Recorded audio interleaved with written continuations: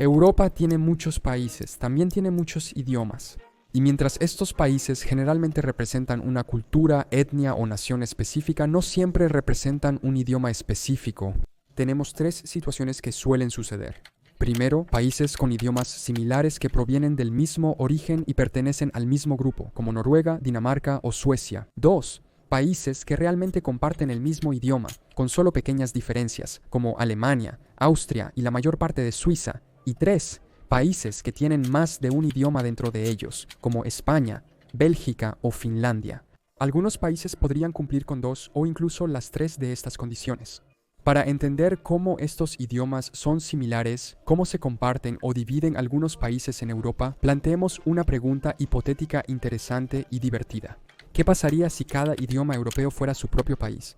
Esto significa que los países y o áreas que comparten el mismo idioma se unirían en uno solo y que aquellos que tienen más de un idioma se separarían. También habría islas lingüísticas extrañas, con soberanía dentro de otros estados, o que se convertirían en enclaves de otra nación. Obviamente esto nunca sucederá, pero es interesante porque nos permite entender cómo diferentes países hablan el mismo idioma y cómo las personas del mismo país hablan diferentes idiomas y por qué es así en ambas situaciones. La mejor manera de hacer esto es bastante simple, mirando un mapa. Obtuve esto de Wikipedia y es una versión simplificada que agrupa los idiomas e idiomas más grandes. Más adelante mostraré un mapa más detallado sobre qué idiomas están en cada grupo de idiomas, lo cual también es importante para entender la diversidad de idiomas en Europa. De oeste a este, Portugal es casi un estado-nación ideal donde todos hablan portugués.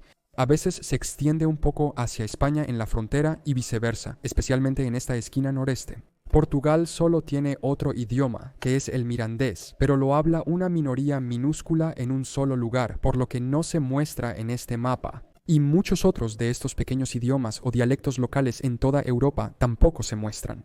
Encima del portugués está el gallego, muy similar al portugués en muchos aspectos, y se habla en la región autónoma de Galicia en España. Galicia tiene un movimiento independentista, aunque no tan fuerte como otros movimientos en España. La mayoría de España habla español, con la excepción de la costa este y las Islas Baleares que hablan catalán y luego hacia el norte extendiéndose hacia Francia. Como también lo hace el catalán, se habla el idioma vasco en el País Vasco. La razón por la que España habla diferentes idiomas probablemente se deba a la diversidad y la historia de su gente que a lo largo de nuestro tiempo estuvieron mayormente divididos en reinos separados, unificándose bastante tarde.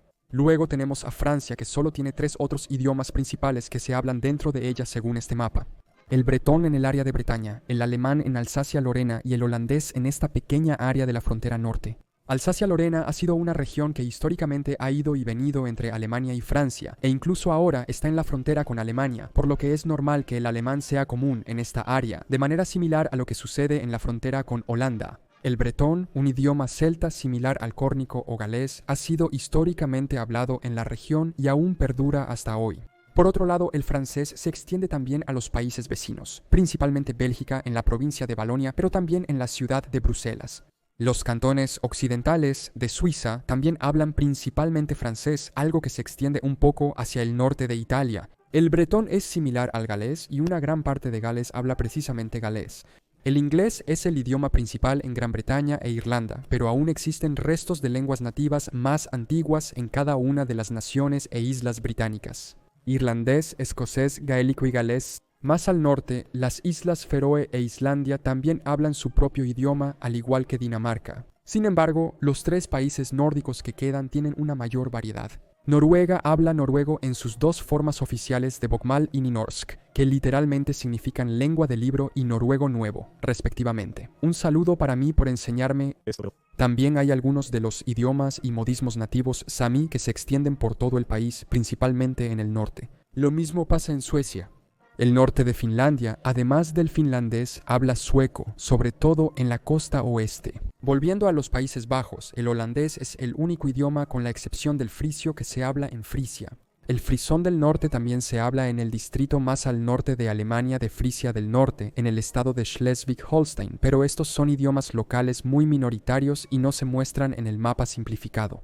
Aquí el alemán se presenta como el único idioma en Alemania, extendiéndose hasta Suiza, Austria e incluso el norte de Italia y partes de Bélgica que habla tres idiomas distintos. Oh, y Suiza también habla romanche, un idioma descendiente del latín. La única excepción importante aquí, mostrada para Alemania, es el sorbio, un idioma eslavo occidental hablado por los sorbios, que son una minoría en esas áreas.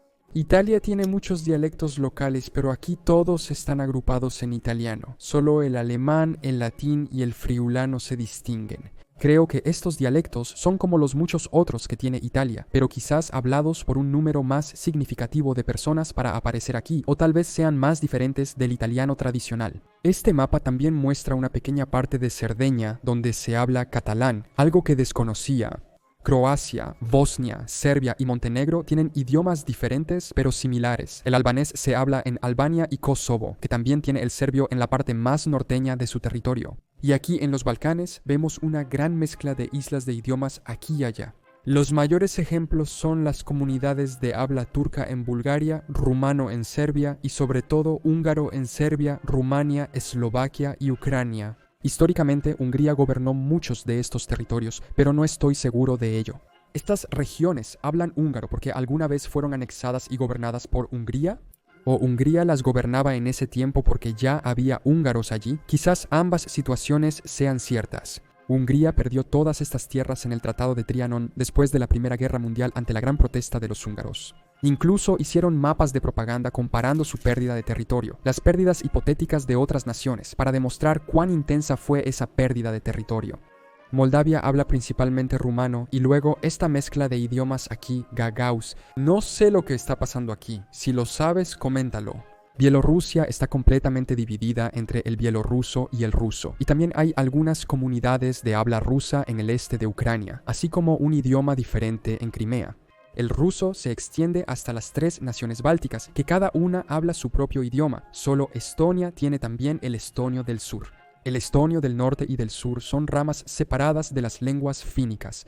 Dentro de Rusia hay muchos idiomas, según las comunidades locales, desde el sami hasta el carelio, tártaro o incluso el alemán. El Cáucaso es el mayor desorden y mezcla de idiomas que he visto jamás. Y luego dentro de Turquía aparentemente hay un gran número de hablantes de kurdo. El turco también se habla en el protectorado turco de Chipre del Norte, mientras que en la mitad sur de la isla se habla griego. Lo que podemos concluir de esto es que si los países se separaran por estos idiomas principales, el mapa de Europa se vería ligeramente diferente. Existirían nuevos países como Galicia, Bretaña o Frisia. Otros como Bélgica o Kosovo desaparecerían y muchos países perderían o ganarían territorio. Existiría una superalemania. Quizás Yugoslavia se reunificaría y luego tendríamos el problema de estas pequeñas islas de idiomas. En el caso de Hungría, tendrían que restaurar su antigua frontera para llegar a la población de habla húngara, o literalmente tendrían exclaves por todos los países circundantes, además de ganar un poco de tierra inmediatamente conectada.